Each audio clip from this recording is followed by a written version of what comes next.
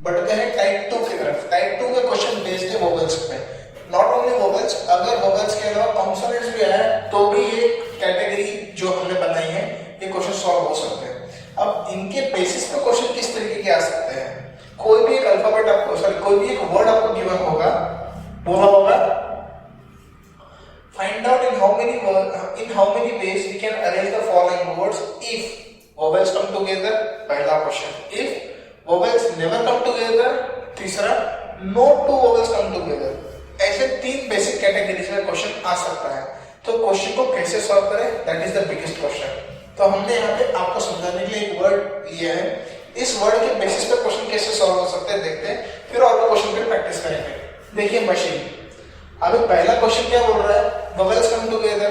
अगर क्वेश्चन आपके एग्जाम में कोई भी दूसरा वर्ड आया और बोला वोवेल कम टुगेदर, ऐसा क्या करना, जो भी आपको वर्ड गिवन है उसमें आने वाले वोवेल्स को एक ब्रैकेट में लिख दो। अगर आपको पता नहीं होगा तो बता दो व्हाट आर वोवेल्स। एक इंपॉर्टेंट चीज, वोवेल्स क्या होता है, इंग्लिश अल्फाबेट्स में 26 अल्फाबेट्स होते हैं, उन 26 अल्फाबेट्स में से 5 होते हैं वोवेल्स। वोवेल्स कौन कौन से होते हैं, ए, ई, आई, ओ, यू, इन 5 अल्फाबेट्स को कहा जाता है वोवेल्स। तो 26 में से अगर ये 5 वोवेल्स हो गए तो बची हुई 21 क्या हो गए, उनको बोला जाता है कॉन्सोनेंट्स। क्या बोलते हैं उनको, कॉन्सोनेंट्स। तो यहाँ पे हम जो क्वेश्चन सॉल्व कर रहे हैं ये बेस्ड ऑन वोवेल्स है। अगर कॉन्सोनेंट्स के बेस पर क्वेश्चन आया है तो क्या आएगा, consonants come together, consonant never coming together. तो लॉजिक सेम है, जिस तरीके से वोवेल्स को सॉल्व करेंगे उसी तरीके से कॉन्सोनेंट भी सॉल्व हो जाएगा, कोई डिफरेंस नहीं है। तो वोवेल्स को समझ लीजिए, सेम लॉजिक ऑफ कॉन्सोनेंट्स को ट्राई कर सकते हो और आंसर गलत बिल्कुल नहीं आएगा, प्रोवाइडेड अगर आपने क्वेश्चन अच्छे से समझा होगा, अटेम्प्ट अच्छे से किया होगा। तो बढ़ते हैं क्वेश्चन की तरफ। क्वेश्चन में बोल रहे हैं वोवेल्स कम टुगेदर। तो अगर पहला क्वेश्चन हम अटेम्प्ट कर रहे हैं, मशीन नाम का वर्ड है, तो इस स्पेलिंग में जितने भी अल्फाबेट्स हैं उनको बगल में निकाल दो। शुरुआत करते हैं ए से। ए के बाद क्या आता है, आई और फिर ई।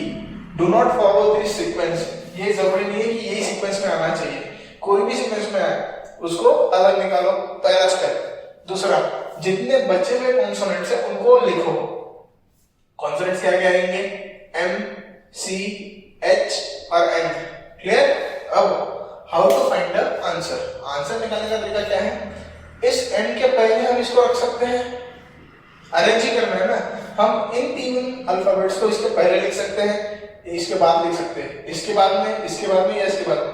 मतलब देयर आर 5 डिफरेंट लोकेशंस जहां पे हम इसको अरेंज कर सकते हैं, क्योंकि क्वेश्चन में ही बोला है वोवेल्स कम टुगेदर, मतलब जहां जा जाएंगे साथ जाएंगे।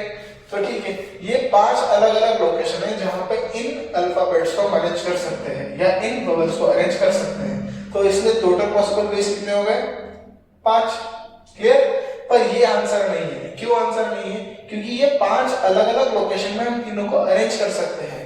ये आपस में भी तो अरेंज हो सकते हैं, जबकि ये आपस में अगर अरेंज हो सकते हैं तो उनका भी हमको कंसीडरेशन करना पड़ेगा। तो इसका फाइनल आंसर क्या आएगा, 5 फैक्टोरियल इनटू 3 फैक्टोरियल। फिर से एक बार समझ लो, ये 5 फैक्टोरियल कहां से आया, हर कंसोनेंट के बीच में और पहले और आखिरी में हमने ब्लैंक स्पेसेस रखी है जहां पे इन वोवेल्स को हम रख सकते हैं। तो वहां पे टोटल पॉसिबल प्लेस कितने हो गए, 1 2 3 4 5, तो 5 फैक्टोरियल आ गए। उसके बाद ये 3 फैक्टोरियल क्यों आया, जितने भी वोवेल्स हैं उनको यहाँ पे लिख दिया, मतलब वो आपस में भी अरेंज हो सकते हैं। तो ये हो गया टोटल पॉसिबल प्लेस। क्लियर। अब बढ़ते हैं क्वेश्चन नंबर 2 की तरफ। यही एक एग्जांपल को 3 अलग अलग वैरायटी में सॉल्व कर रहे हैं। ठीक। अब देखो दूसरा क्वेश्चन क्या बोल रहे हैं, vowels never come together, one of the most important topic. Vowels never come together को सॉल्व कैसे करें, अगर ऐसा आ गया तो एक फॉर्मूला याद रखना, is equal to total minus vowel come together. Come together मतलब टोटल कितने तरीके से लिख सकते हैं माइनस वोवेल कम टुगेदर, जो कि हमने अभी भी पढ़ा है। तो इस केस में आंसर क्या आ जाएगा, तो देखिए मशीन हमारा वर्ड चल रहा है, मशीन को हम टोटल कितने तरीके से लिख सकते हैं, जो हमने टाइप 1 में देखा था। तो आंसर कितना आएगा, 1 2 3 4 5 6 7 फैक्टोरियल बेस में इसको अरेंज कर सकते हैं। माइनस, क्योंकि यहाँ पे कोई भी अल्फाबेट रिपीट नहीं हो रहा इसलिए डिनोमिनेटर में भी नहीं आ रहा, माइनस वोवेल कम टुगेदर। हमने अभी भी सीखा है कि वोवेल कम टुगेदर का आंसर कैसे निकलता है, तो आंसर आएगा क्या, क्लियर। तो इस कैटेगरी में अगर क्वेश्चन है तो ये फॉर्मूला इंपॉर्टेंट है, इसको याद कर लेना। कैसे निकालेंगे? Total how many ways minus vowel come together. Vowel come together का हमने अभी आपको समझाया है। ये होगा दो बेसिक टाइप। तीसरा, one of the most difficult जो स्टूडेंट्स को हमको मिला है, तो क्या है, इसको कैसे सॉल्व करेंगे वो समझते हैं।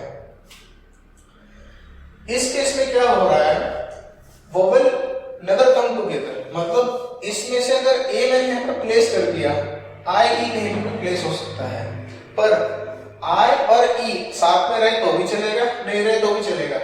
यहाँ पे क्लियरली स्पेसिफाई किया है नेवर कम टुगेदर, मतलब इनमें से एक को बाहर निकाल दो, तो हर पॉसिबल वेज हमने लिख लिया। अब लास्ट टाइप जो है वो क्या बोल रहा है, no two vowel come together, मतलब यहाँ पे अगर मैंने ए को लिख दिया तो यहाँ पे आई आ गया, यहाँ पे ई आ गया, कोई भी वोवेल एक साथ नहीं आ रहा है, बराबर, तो यहाँ से वोवेल हट जाएंगे। तो ऐसे किसी सॉल्यूशन कैसे निकाले, this is the biggest question. तो देखो कैसे सॉल्व करेंगे समझाता हूँ। हमारे ब्रैकेट में क्या था, ए आई ई। तो देखिए no two vowel come together के केस में सॉल्व कैसे करना है, यहाँ पे basic formula of permutation use करना पड़ेगा। सबसे पहले आपको आइडेंटिफाई करना है कि यहाँ पे कितने प्रोबेबल लोकेशन है जहां पे वोवेल प्लेस किया जा सकता है। They are 1 2 3 4 5, there are total 5 possible locations. Okay, correct. इनमें से कितने वोवेल मुझे रखने हैं, ब्रैकेट में कितने, 1 2 3, मतलब 5 पॉसिबल लोकेशन में से 3 पॉसिबल लोकेशन में आपको वोवेल अरेंज करना है। क्लियर? ये हो गया वोवेल्स को अरेंज करने का तरीका। अभी भी ये कॉन्सोनेंट्स को हम कैसे अरेंज कर सकते हैं, नंबर ऑफ कॉन्सोनेंट्स कितने हैं, 1 2 3 4, तो ये हो गया क्या 4 फैक्टोरियल। तो ये रहा इस क्वेश्चन का आंसर। फिर से एक बार समझ लो, जितने भी ब्लैंक स्पेसेस है उन ब्लैंक स्पेसेस को काउंट करो। क्यों काउंट करो, क्योंकि वोवेल्स को हम वहां पे अरेंज कर सकते हैं पॉसिबल वेज, पर हमारे पास टोटल कितने वोवेल्स है, 3, तो इसलिए 5p3 into 4 फैक्टोरियल। अभी अगर आपको 5p3 का फॉर्मूला याद नहीं होगा तो याद करा दो, 5 into 4 into 3 factorial divided by 3 factorial. अगर आप ऐसा करोगे तो गलत। बेसिक फॉर्मूला देखिए, npr is equal to n factorial divided by n minus r factorial. तो आंसर क्या आएगा, देखिए n फैक्टोरियल क्या है, 5 factorial, 5 into 4 into 3 into 2 into 1। Clear? और 5 माइनस 3 कितना आता है, 2 फैक्टोरियल। 2 फैक्टोरियल कितना होता है, 2 into 1, तो ये दोनों कटे, तो फाइनल आंसर कितना आएगा, 5 into 4 into 3 into 4 फैक्टोरियल। ये रहा इस क्वेश्चन का आंसर। क्लियर? तो ये था 3 कैटेगरी क्वेश्चन। और भी कुछ क्वेश्चन डिस्कस करते हैं, फिर आपको ये और क्लियर हो जाएगा।